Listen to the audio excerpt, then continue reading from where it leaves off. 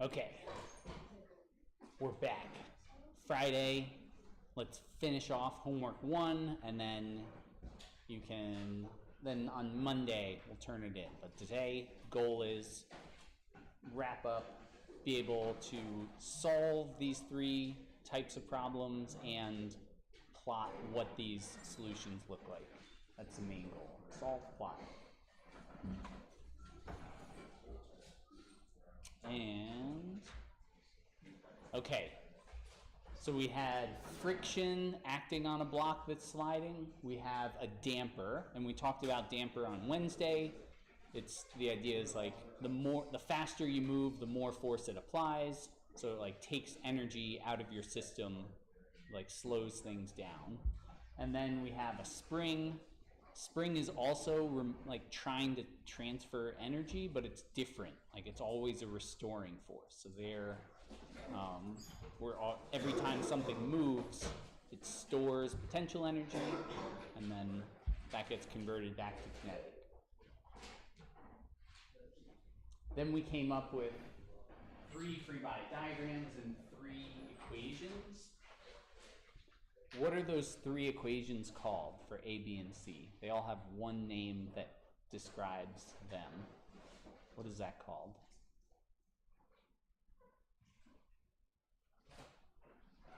What was it? Force. Yeah, so I mean, we're rewriting in all 3 of these. This is. I guess let me write it in the same way. MA equals the sum of the forces, right? All 3 of them, it's the same thing. Like we're saying, these are the forces acting on my object. So my object is MA, and its MA is this F over here. But what is that one called? They turn into differential equations. Or these are just ordinary differential equations. These are no ordinary equations. No. But what is that one called? What are these like differential equations called? What was it? Derivatives. Definitely derivatives. We have derivatives in there.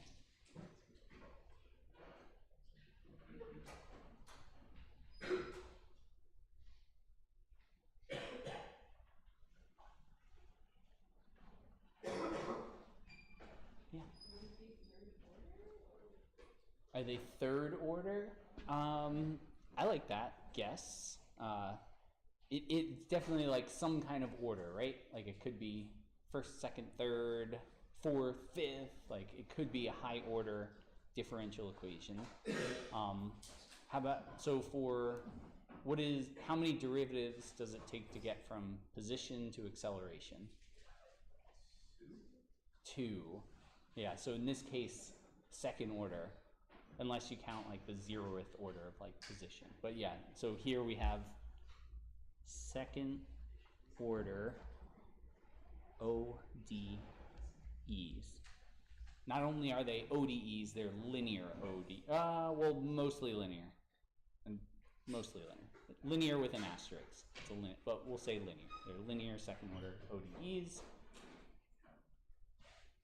And then I'm going to give you the big vocab from dynamics. These are equations of motion. The equations of motion. Put a star here. Equations of motion.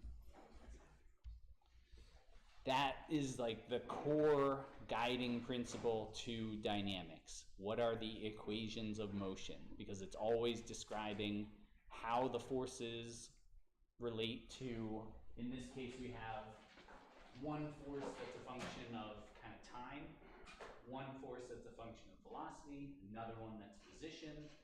All of those are describing mass times acceleration. They're all equations of motion. And you could have like all three. You could have a time varying, a velocity varying, and a position varying. As far as I know, there's no force that is proportional to acceleration. I've never found one. Right? Oh, you did?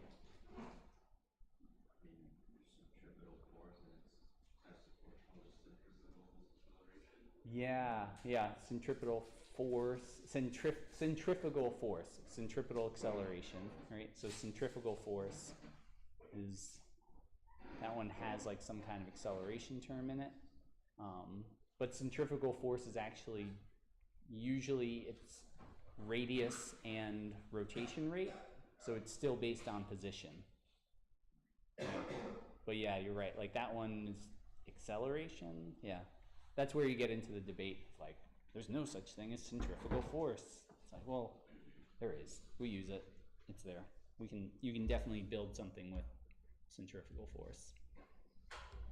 All right, equations of motion. So now we have three equations of motion, and in general, for dynamics, you'll always end up with a second order differential equation that describes your system, like that state. So let's look at A first. A is kind of the easiest one. A equals negative mu g.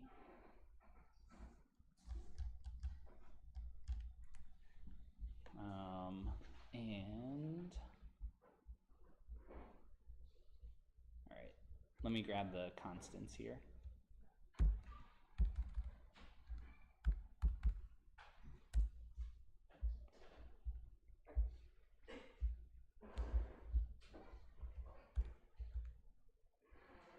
Actually, let's do that.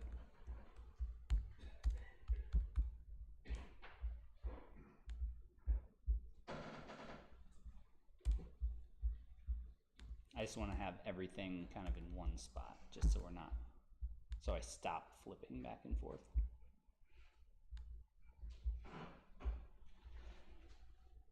Okay, so I know how heavy it is. I know what the coefficient of friction is, and then in this case I don't have any damping and there's no spring for part A.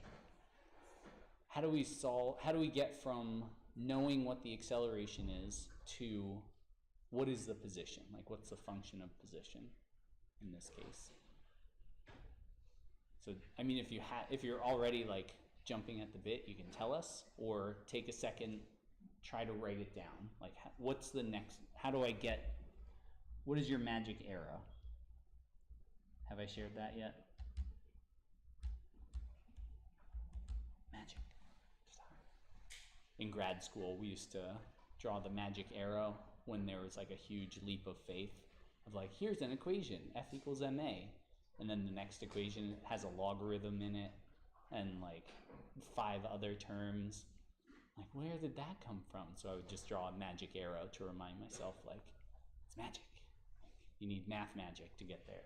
So what's your magic arrow? How do you get from an equation of motion to x of t? X is some function of time. It's okay if you don't know, but I want you to just like try it. You get, what's the next step where you go from here?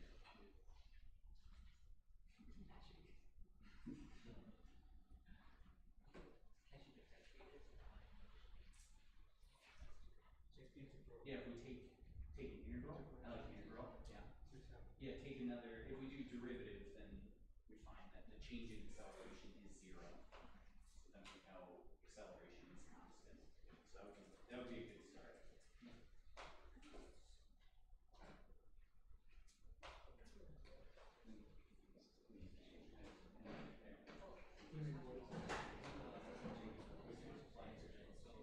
Take an integral? Okay. Integral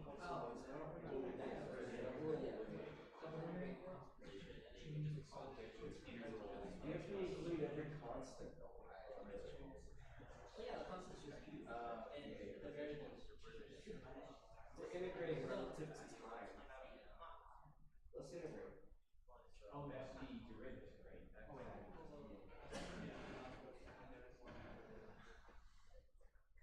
Or you think derivative? No. Oh, okay, right. That's what I was trying to do.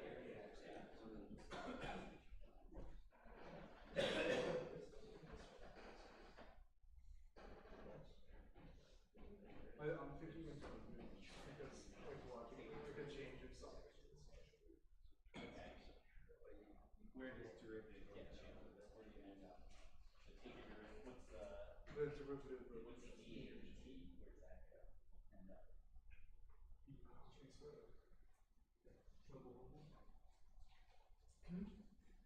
Right here.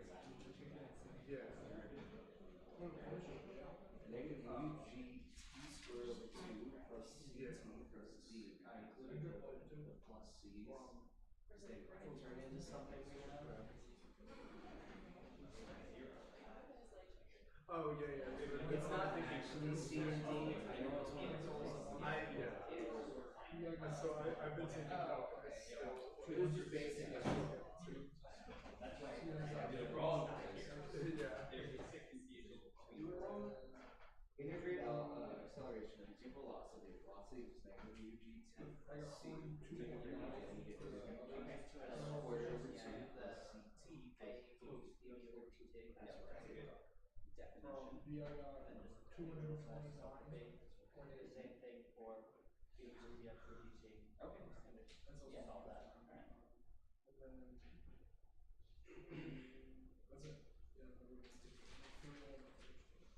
that's it. Yeah, I'm not even at that. I'm just getting I had to integrate to find the Yeah, we know x or zero is differentiate to find the b zero is 10. to find the H2 and the H2s. Works as long as acceleration is constant. It can be any number of yeah. It is constant. Is that all? This is 3 which is like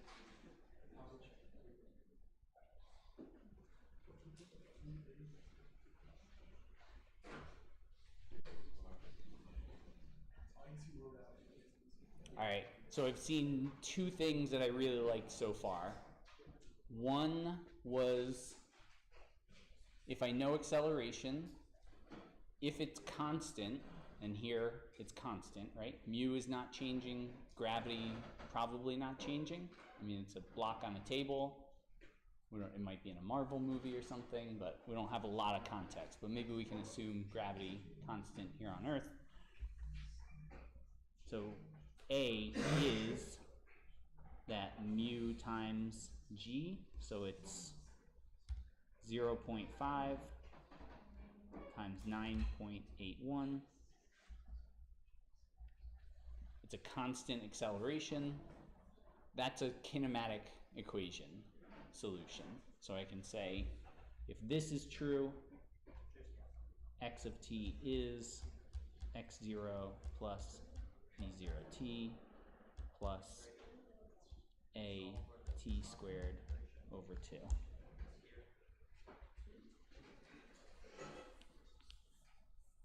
And there, technically what I've done is like done some calculus here, but there some people, they've used these formulas so much that they're just like, when you close your eyes, you just see the kinematic equations.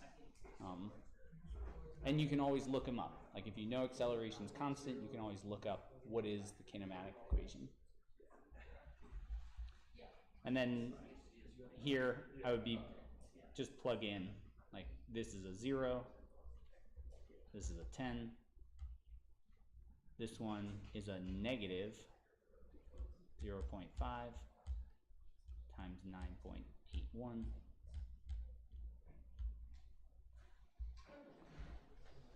And then I have I went from an equation of motion to a solution, like what is x of t? How do I describe position over time?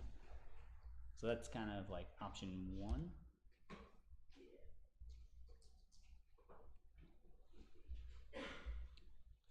Option 2 was people saw, well, let me start with what I know. Acceleration is a change in velocity over time, dv dt. Which is, so, and then I have to use that equation of motion has to be true. So dv dt is a negative mu g, which means dv is negative mu g dt. Calculus is just like algebra with limits added, like just like sprinkled in there once in a while. Just take that fraction, dump the dt over on the other side. So now the integral from v0 to v and the integral from 0 to t is v minus v0 equals negative mu g t. And this one's more work because we're like deriving what the kinematic equation is, but we're already starting to see some of the kinematic equations there. Because v of t is v0 minus mu g t.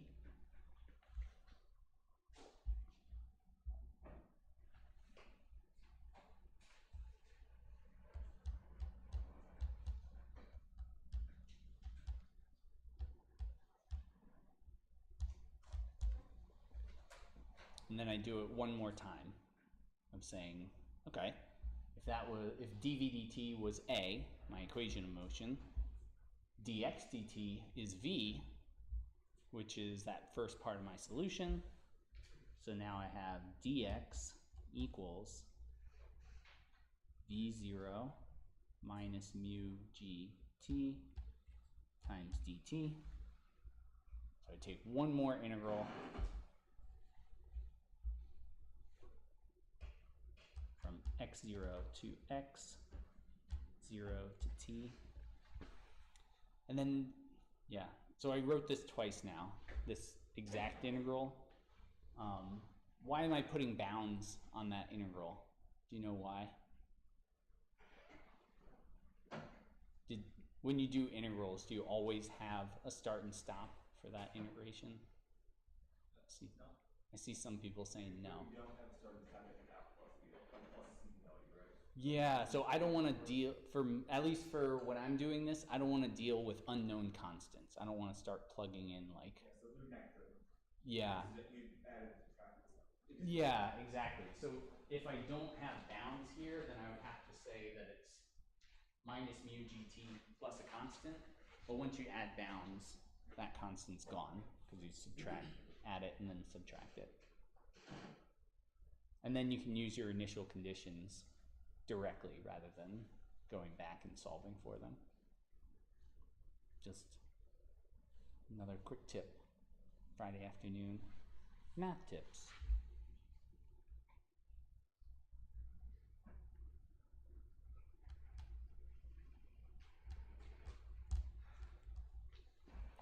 Then we end up with the exact equation that we just came up with in the kinematic equations, right? No difference.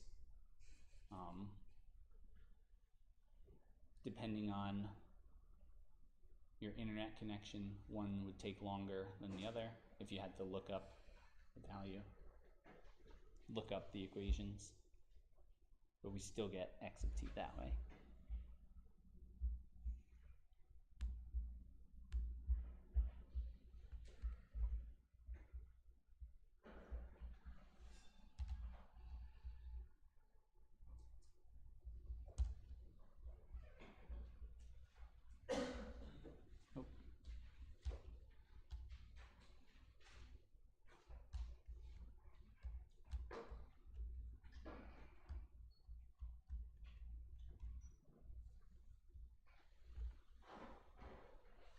All right, now we'll throw a wrench into it. Our equation of motion for part B is that the acceleration is always proportional to speed. Kind of like drag. Drag is v squared. Linear damping is v. So how do you start this one? Where do you go from here?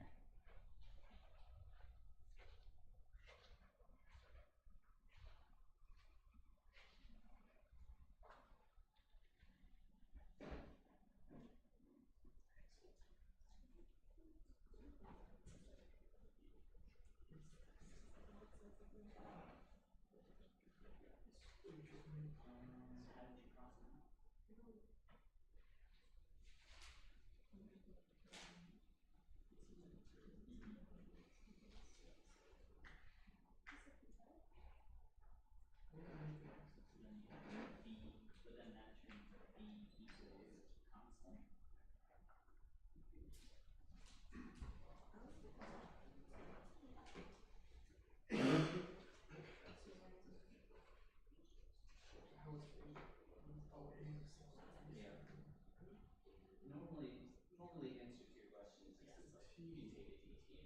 Like you take a dt and plug it in. It's like if you have a dt squared, it's not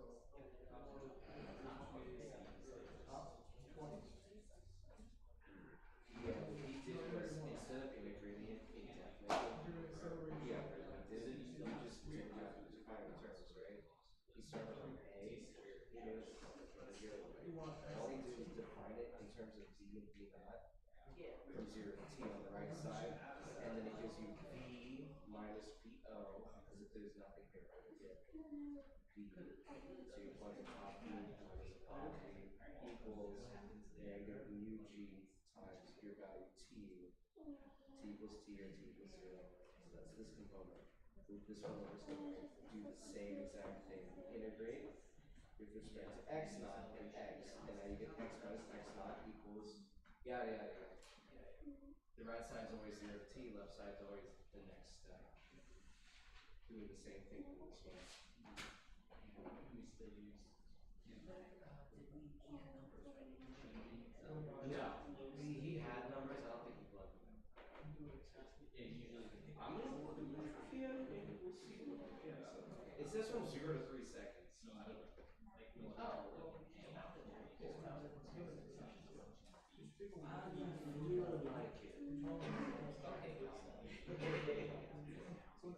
Maybe I'll throw in a Desmond.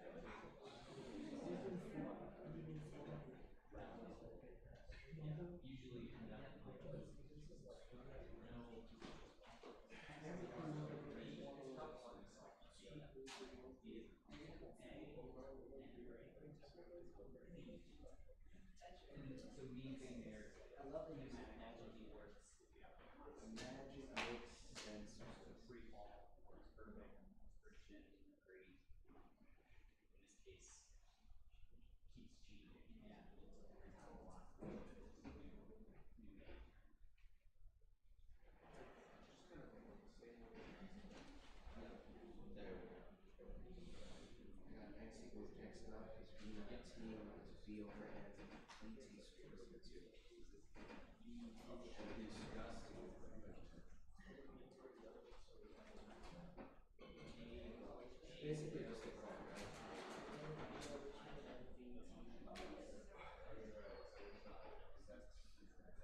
Oh, you moved here too. What's that? Did you get two? Yeah, that's it.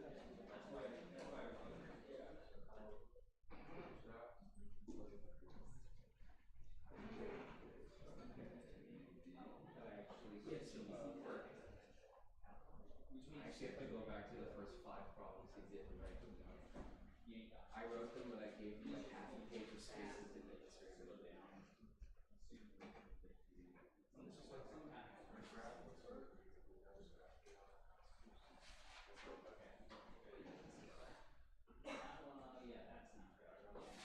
Oh, I saw it. Basically, what happened to Mitch? Oh, his dad's woodworking company. He destroyed his brand new pickup truck. Oh my god.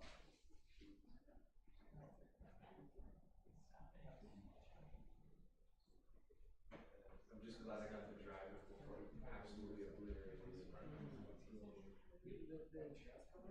Yo. He just got a, maybe they did. He got a blossom and it turns out like it was nice.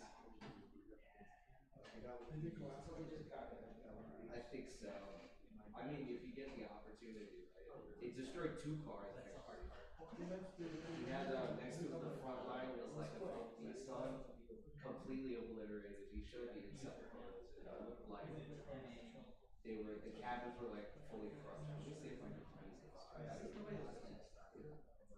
It's ironic, he works lumbering and it seems the trees weren't fond of his work. I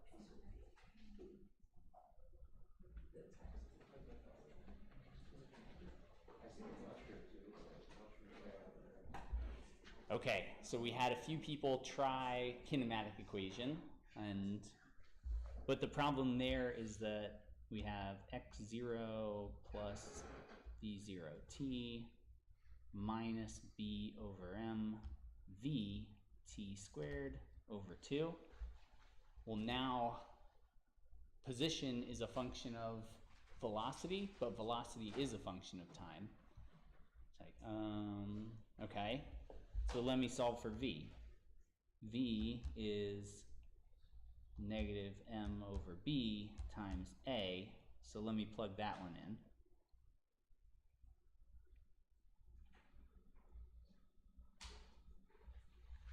But now a, I don't know what a is, because I was trying to solve for a. So we just end up in a loop is the main problem. And the real reason for this is that both of these, a is a function of time and v is also a function of time. So we can't, they're 2 different functions. They are related, they're still related through derivatives, but we can't just say that it's a constant value.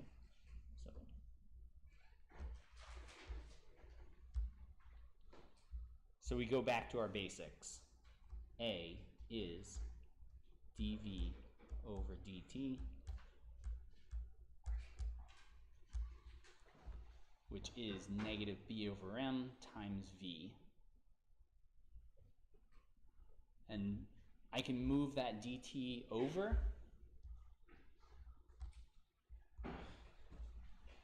but I can't do an integral yet because v is a function of time. So I have to get rid of v. So I'll put it over here.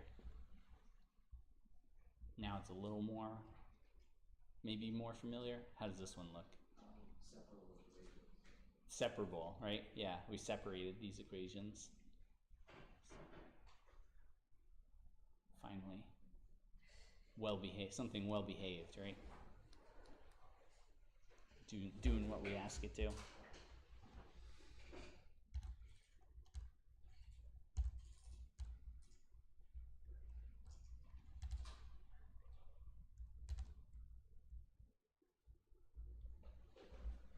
Same integral.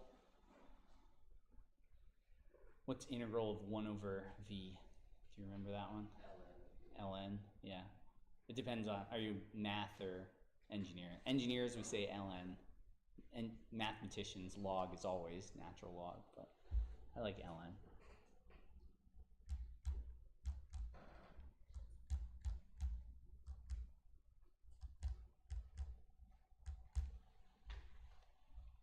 Cool.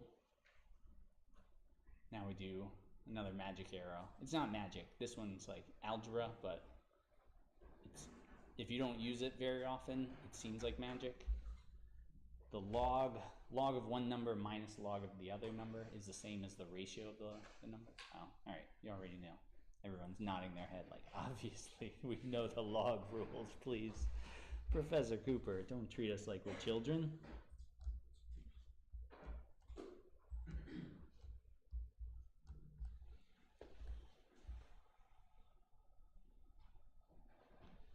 So where do we go from there? This is a weird function. Log of the velocity is a function of, is a linear time. What does that mean?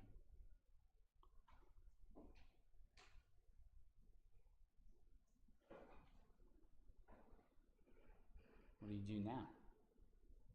Yeah. Raise the right side to the Send it like up to E, up to its manager.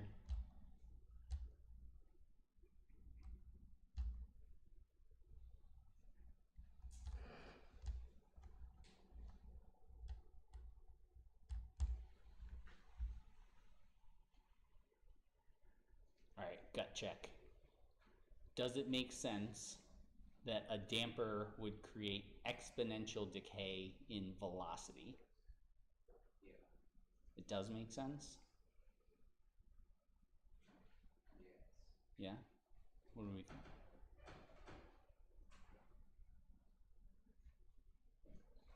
Yeah, it seemed, so this is like if you put silly putty, if you bounce silly putty, all of it's moving real quick and it's bouncy. So high velocity, high force versus set the silly putty on a table, slowly conforms down, like spreads out. So similar kind of velocity thing of like, if we're moving fast, there'll be a lot of force to start, but it'll keep decreasing speed over time. So it seems like we're on the right track. Now we still want x of t, so we still have to say dx dt equals d0 e to the negative b over m times t. So one more integral to get to x of t. So try it out. See if you get to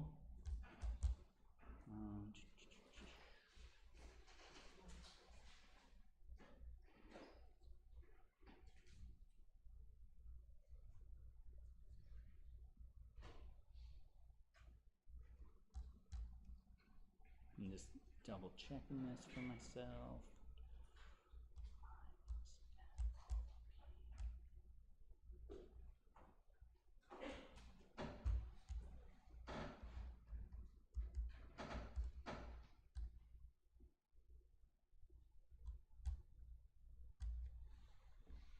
All right, see if you get same thing. Or if it's wrong, then let me know. Let's see what we end up with.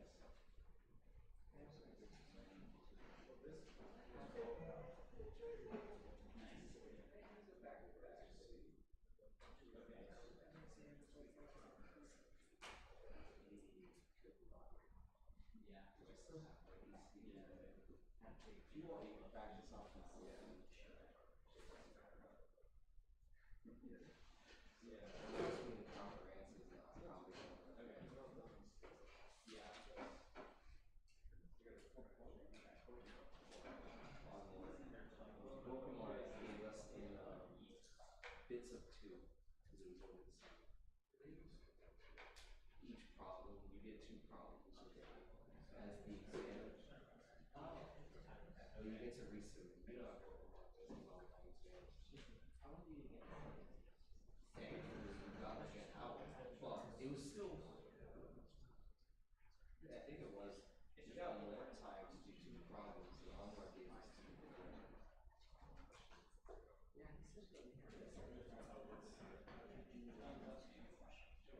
They raised it. It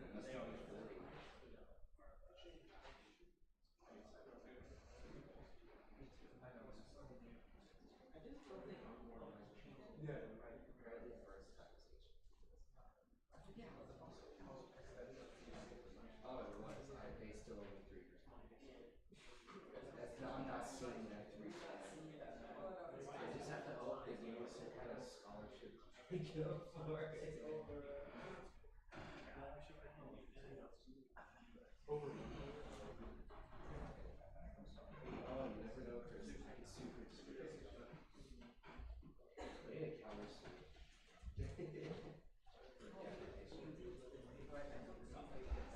after weeks, months even no what's it called, no shows between all the head departments.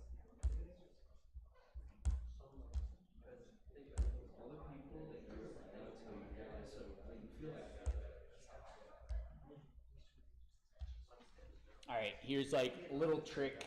If one way to do integrals is just look it up, like find your table. When I was an engineering student, we had Schoen's outlines. Do you use that at all? Like Schoen's outlines for math, for differential equations. It was just a book full of solutions. I could flip to the page that always had like the answer that I needed. I guess that was my original chegg. It's like, if I could get the problem to look like a Schoen's outline problem, then I had the answer. So that's one way. Another way is like, integrals are directly related to derivatives, and like Richard Feynman never took integrals. He would do derivatives and then figure out what the integral is based on that. And I'll show you like d dt of e to the negative b over m times t. What's the derivative of an exponential function? That one's easier to remember than the integral. Yeah. it's exponential piece brought down. Yep. Yeah. And then you still have the same function, right? All right. So now, we'll take this dt, put it over here.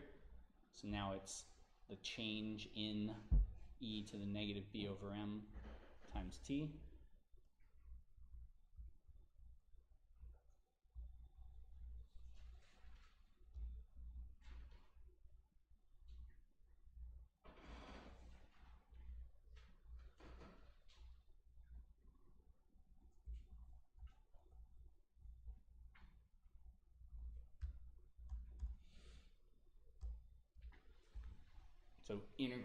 So the integral of that function is everything in here. Yeah?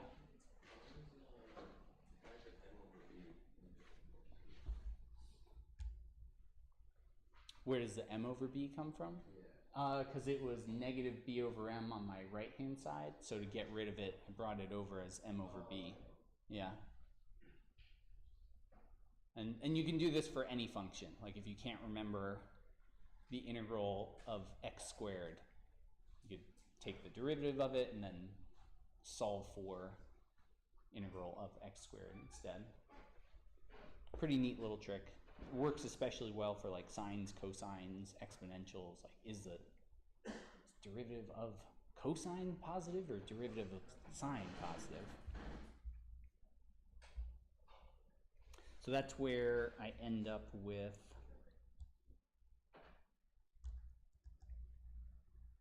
so over here I've got dx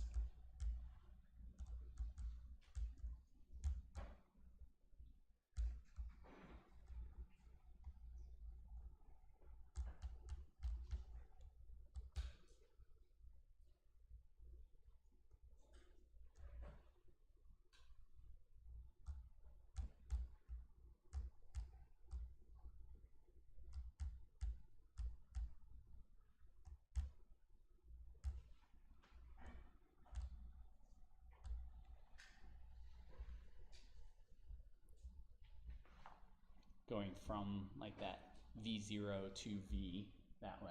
Oh, sorry, what am I doing? Duh. We're not integrating over velocity, we're going from time, from 0 to t. You can lose your mind at any age. Forget where you're going.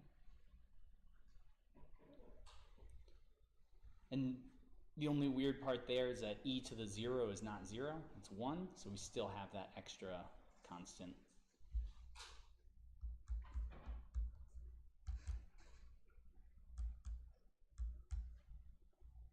Let's get rid of the negative sign.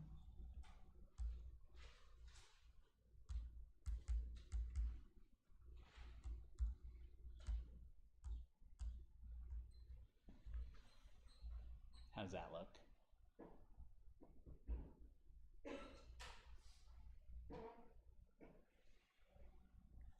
gut check again. Does it make sense that as time, so in this case, when time goes to infinity, what happens to our exponential function? Does it go to infinity? Goes to 0, right? Exponential decay. So this first term is 0. That's fine. What about, does it make sense that that position goes to a constant value? Like it'll decay to a constant value?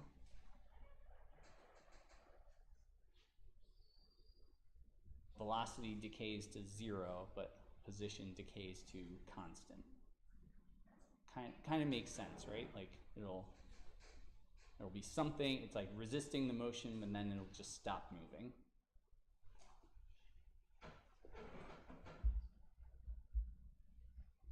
All right, last one is, oh man, running out of time again? We got 10 minutes. This one, last time I asked who had taken differential equations, a lot of the class had raised their hands. Did you do second order differential equations yet? Yes? What is the solution to a second order differential equation? Sorry?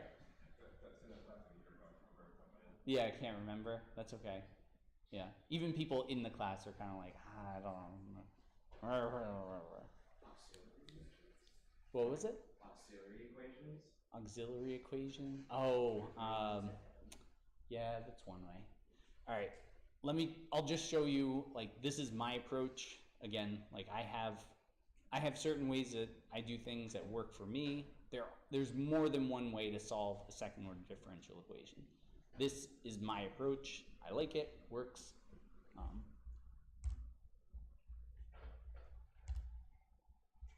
I call it a guess, but it's a very, very educated guess that if the equation is acceleration is a function of position, the answer has to be sines and cosines. Like it's gotta be some kind of oscillator. It's gonna bounce back and forth. It's never decaying, like it's never slowing. It slows down, but it always picks back up. Like it's always gonna bounce back and forth. So I know that there's some amplitude for cosine. There's gonna be some natural frequency, omega. I know there's some amplitude for sine, and I know that it's the same natural frequency, but just in a 90-degree offset, 90 phase of pi over 2 difference between the two. So once I have that, I've covered all my bases. I have two initial conditions, so I should be able to solve for A and B.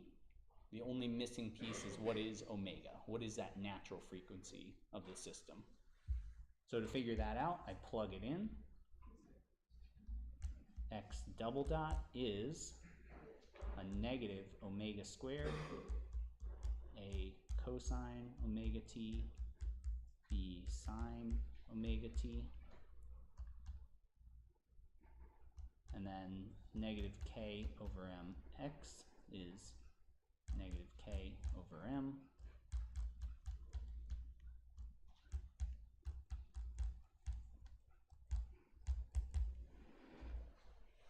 Again, there's more than one way to do this, but this is the way that I like.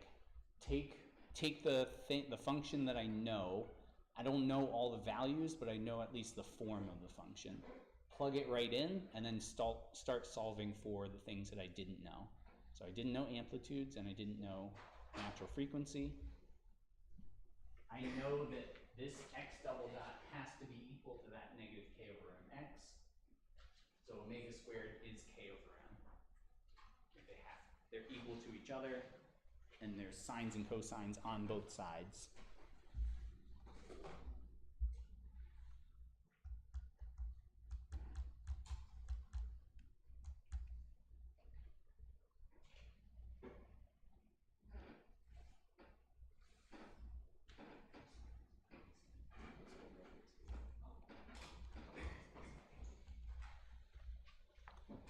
Yeah, omega times t. Like omega t is in one thing, frequency times time.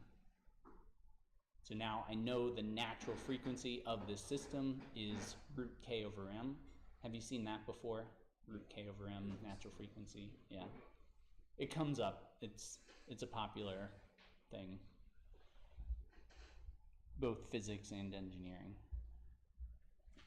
So then last step is, I can say x of 0 is 0, which is a cosine root k over m plus b sine root k over m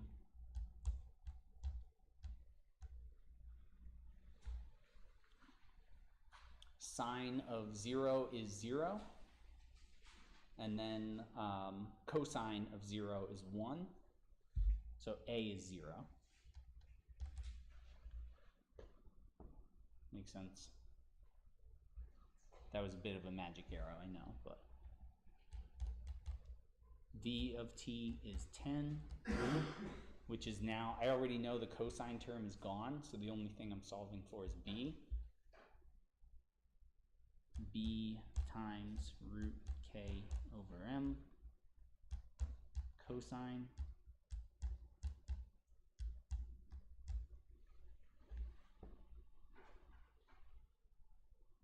cosine of 0 is still 1. Now I know b is 10 times something. 10 times what?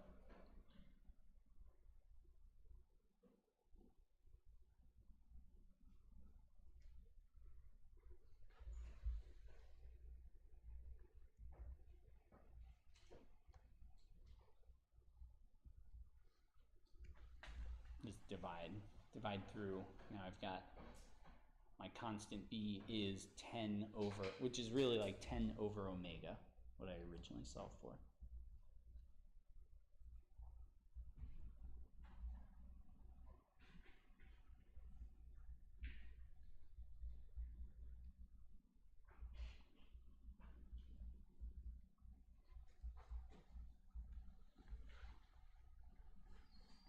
Looking good.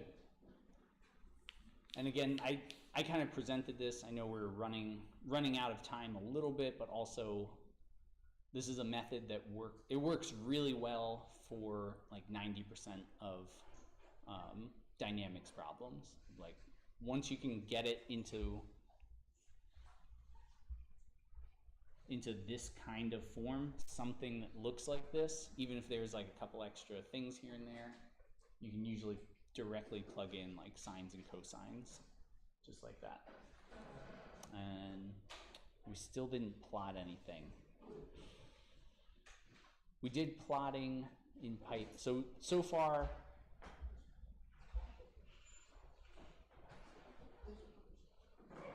we did plot like this function already, because that was homework 0.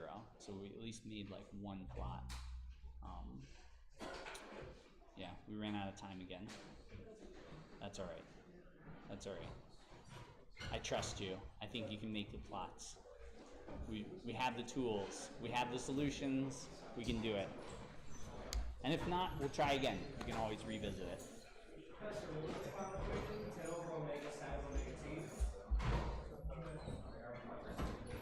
Yeah, for that last one, for the oscillating.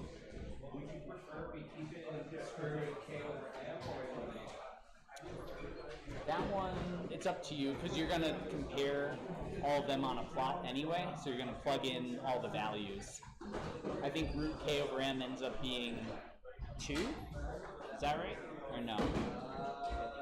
2. Yeah, should be 2 anyway.